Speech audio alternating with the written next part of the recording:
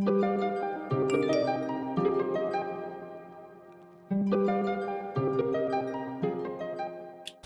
up, my posh babies? My name is Bree, and if you're new to my channel, then welcome. If you're not new, then welcome back. Today's video is going to be all about my seafood mac and cheese.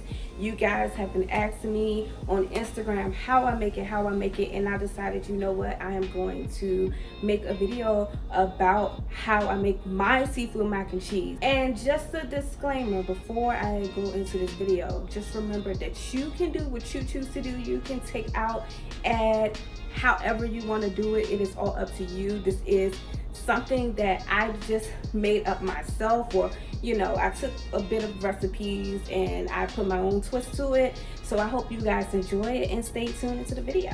So we have everything we need right here to make our seafood mac. So just to go through a couple of lists of the things that I have my shrimp. It is peeled, deveined, and tail off, and I also cut it because I don't like them to be extra large since these are the really large ones. I do have 2 packs of cheese. One is Colby Jack and the other one is Cheddar.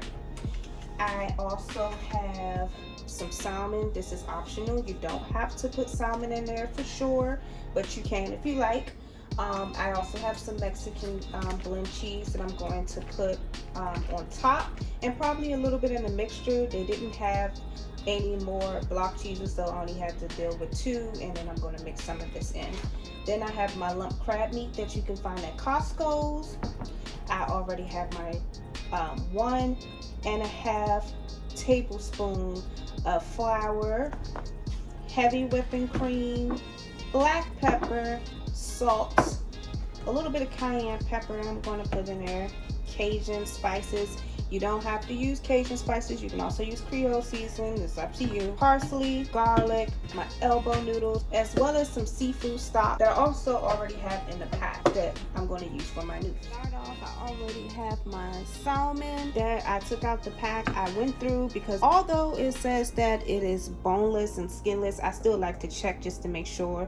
So everything was good, and I already like crumbled it up. Now I'm going to take my crab meat and I'm going to put this entire thing in there. So now that I have my crab meat in here, I'm going to just break this up and mix it up with the salmon. Alright, so next, I already have this blended up and I'm about to season it. Also, I have my seafood stock already boiling, which I am going to use for the elbow noodles. I'm actually going to boil my elbow noodles in seafood stock. What I would recommend is that you go by the recommended time to boil it on a box, or you know, however you want to. It's up to you. However, I'm going to boil my elbow noodles in the seafood stock, and I'm going to go ahead and get this seasoned. So I'm going to start off with a little bit of Cajun seasoning first. You can use as little or as much as you want. I would just say don't use too much because you don't want it to be too salty. Next, I'm going to use extra garlic powder. Although Cajun spice does have garlic powder in it, I still like the garlicky taste, so I'm going to put a little bit more garlic powder in there. Again, you don't have to do this. This is just something that I wanted to do. Next, I'm going to use a little bit of cayenne pepper because I just like a little bit of kick that it gives. And now I'm going to mix this all up.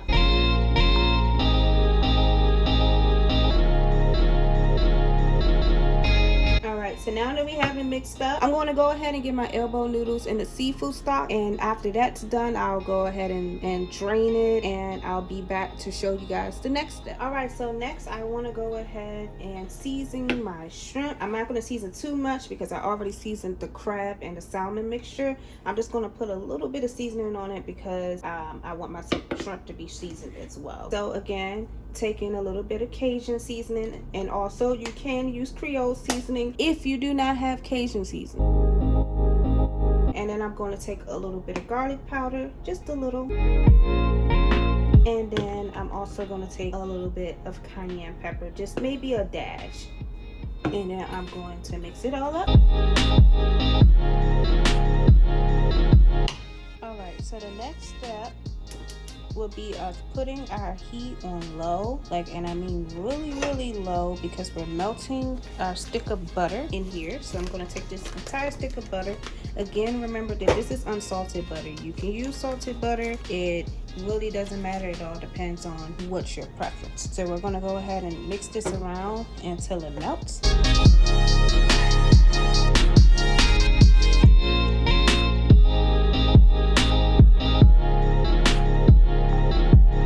So alright, now that our butter is practically melted, I want to go ahead and put a little bit of salt and pepper in here.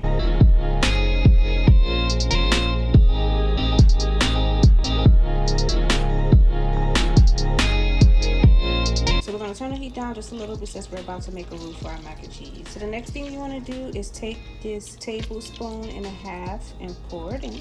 I like to do little by little, not all at once, because I'm going to stir it till it dissolves.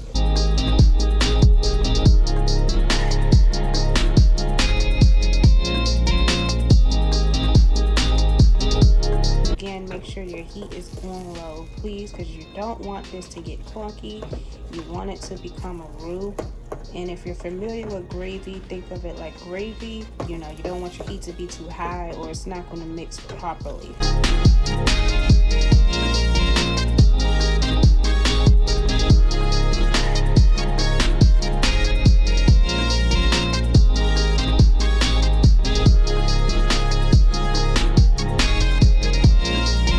As you guys can see, it's a little bit thicker, like a lot bit thicker. It's more like that gravy texture. All right, so now we're going to go ahead and add our heavy cream, and I'm going to pour a little bit in at a time, and again mixing it so that way it's nicely blended.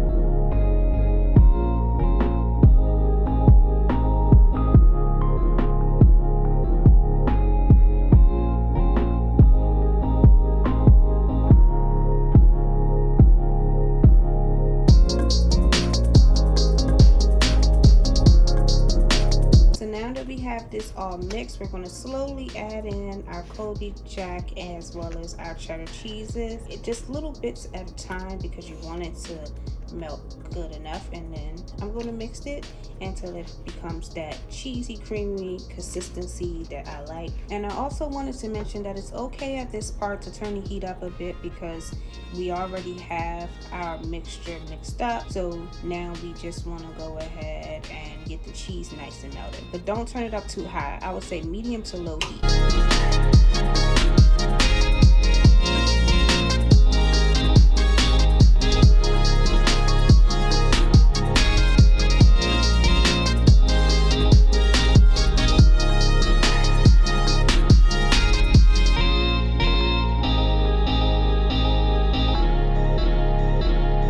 So now that our cheese is melted, it should look a little bit something like this. With a little bit of cheese chunks in there is okay, because it's going to melt once you bake it.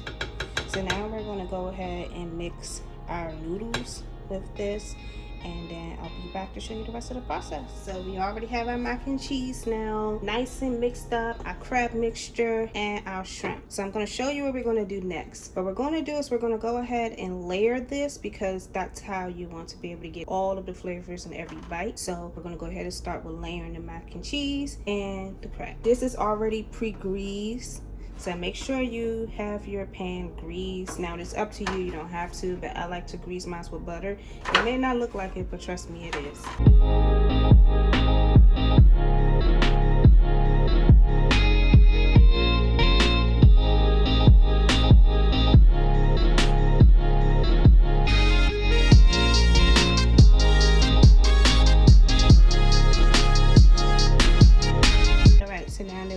Our first layer of mac and cheese down, I like to take a good amount of crab and put it at the bottom.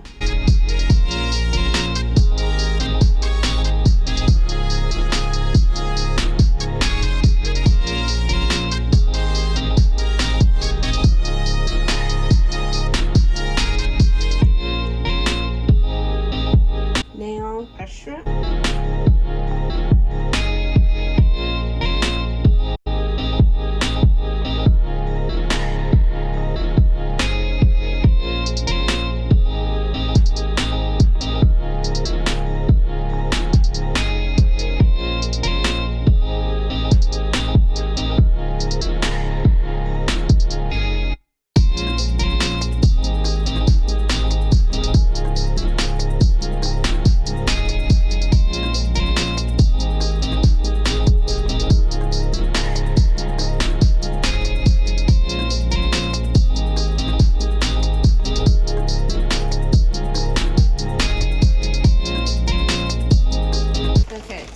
our next step would be to put our cheese on top. Remember that you can use whatever kind of cheese that you choose.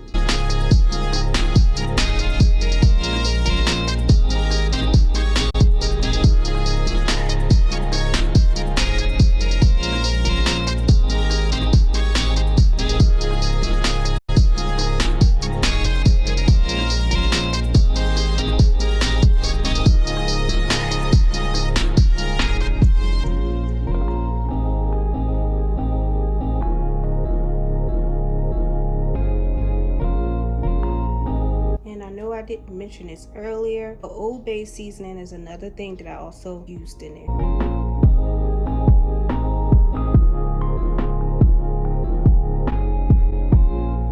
So I hope you guys enjoy this video. This is something new that I am deciding to do. I decided that on Wednesdays, either every Wednesday or every other Wednesday, I am going to do what is called Oh She Cooks Wednesdays. That's what I wanted to call it, and I hope you guys will enjoy it because you guys are constantly asking me about my recipes and different things that I make. So I wanted to take this and give you guys some of my recipes so that way that you can also maybe do your own thing and make your own meal, or you know, off of how I made mine. So I hope you guys enjoy this video and stay tuned and continue to watch.